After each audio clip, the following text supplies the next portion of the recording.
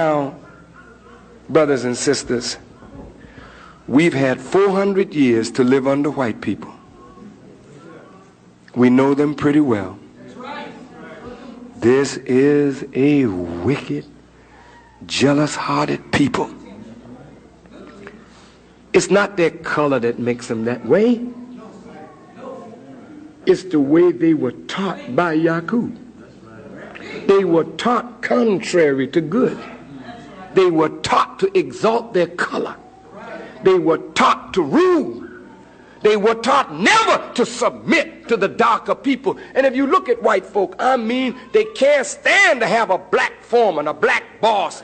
Nothing black over them. They'll work to tear you down because inside they were taught not to bow down to nothing black. And their whole religion, their education, their politics revolves around putting darker people under their foot. So when you go to Christianity that's taught by white people, even by black people that are under white people, Christianity is a slave-making religion. I'm not talking about the teachings of Jesus.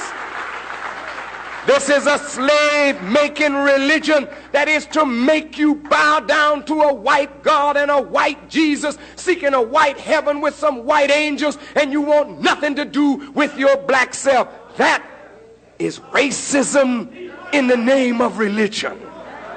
Huh? When you go to the public school, this is what you're being fed. The superiority, the supremacy of white people over all dark people of the earth. This is their educational system. It is Yacub's mentality, a mentality of ruling the supremacy of white people. This is evil. This is devilishment. Because if white folk are angelic and nothing dark is sacred, then it justifies killing Indians.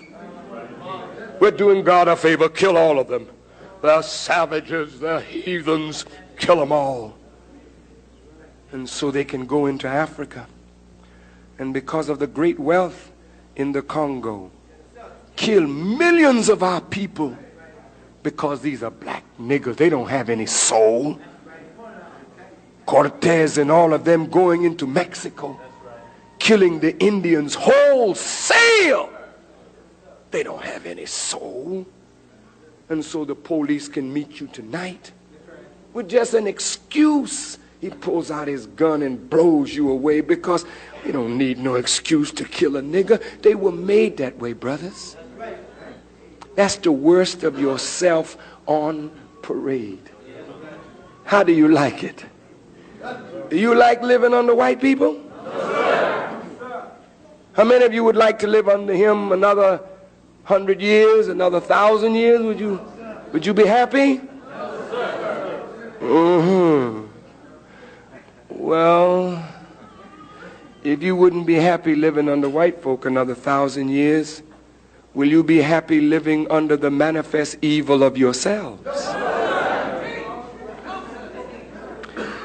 Then you know a little more now. If this man came from us, he's the manifestation of something that is wrong with the original man. And so, listen to my conclusion. Jesus comes to make men whole. Boy, that's heavy. Jesus comes to heal on the Sabbath day. See, this Jesus is not a man 2,000 years ago.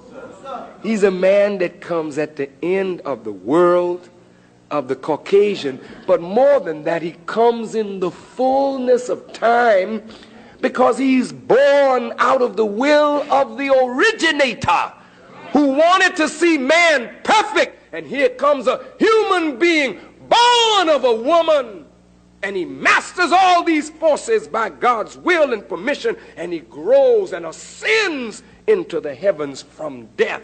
It don't mean that he died and on the third day he rose again and flew all up in the sky, please. It means that you and I are dead to the real power that we have as human beings.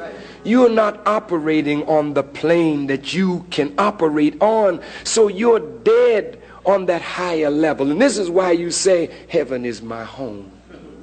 I'm going home. Home where? You ain't going in the sky, but you're going up to the higher regions of knowledge and power where you belong. You don't belong on this earthly plane.